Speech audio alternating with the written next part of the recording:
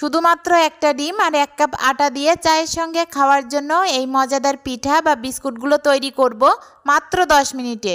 নমস্কার, welcome back to my channel. আমাদের হাতের কাছে থাকা বা ঘরে থাকা 3-4টে উপকরণ দিয়ে এই মজাদার পিঠাগুলো তৈরি করে নেওয়া যাবে। পিঠা বা বিস্কুট যাই বলেন না কেন, এগুলো তৈরি করে সারা বছরের জন্য মাস জুড়ে সংরক্ষণ করে রাখতে পারবেন। আর এই পিঠাগুলো খুবই মজার, খুবই টেস্টি। আর বাড়িতে যদি আপনাদের মেহমান আসে তাহলে মেহমান আপ্যায়নে কিন্তু এই বিস্কুট বা পিঠাগুলো রাখতে পারেন।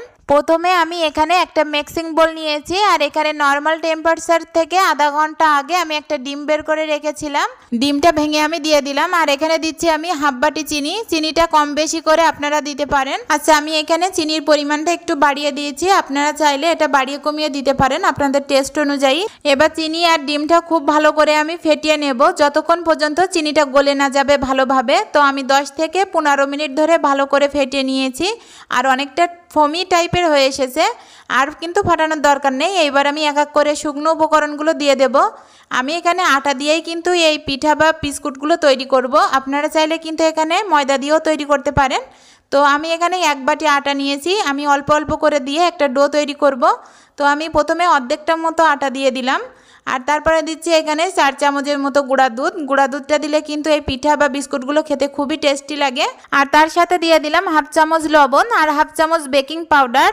আর আপনাদের কাছে যদি বেকিং পাউডারটা অ্যাভেলেবেল না থাকে তার পরিবর্তে বেকিং পাউডারের অর্ধেকটা অর্থাৎ হাফ টিস্পুন খাওয়ার সোডা দিলেও হবে। এবার আমি সবগুলো উপকরণগুলো একটা হ্যান্ড উইক্স দিয়ে ভালো করে মিশিয়ে নেব। তো আমি হাত দিয়ে কিন্তু একটু ভালো করে মাখিয়ে নিলাম। আর এখানে আমার কিন্তু পুরো 1 বাটি আটাই লেগে গিয়েছিল।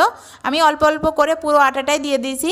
আচ্ছা, এই পিঠার ডোটা যদি একটু নরম থাকে তাহলে কিন্তু কোনো রকম সমস্যা নাই, যেহেতু আমরা এতে ডিম ব্যবহার করেছি। এটা যখন আমি 10 মিনিটের জন্য রেস্টে রেখে দেব, পরবর্তীতে কিন্তু এটা সেট হয়ে যাবে।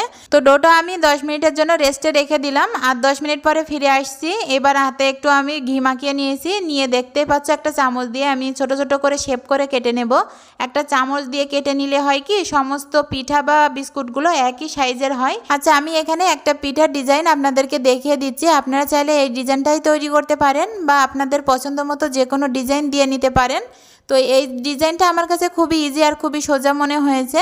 এভাবে হাত দিয়ে গোল করে নিয়ে এরকম চ্যাপটা করে তারপরে একটা ছুরির পেছনটা দিয়ে এরকম চেপে চেপে দিলেই কিন্তু অনেক সুন্দর একটা ডিজাইন হয়ে যায়। তো এইভাবে আমি প্রত্যেকটা বিস্কুটের ডিজাইন আমি দিয়েছি আর দেখতে কিন্তু খুব সুন্দর লাগছে, দেখেই বুঝতে পারছো।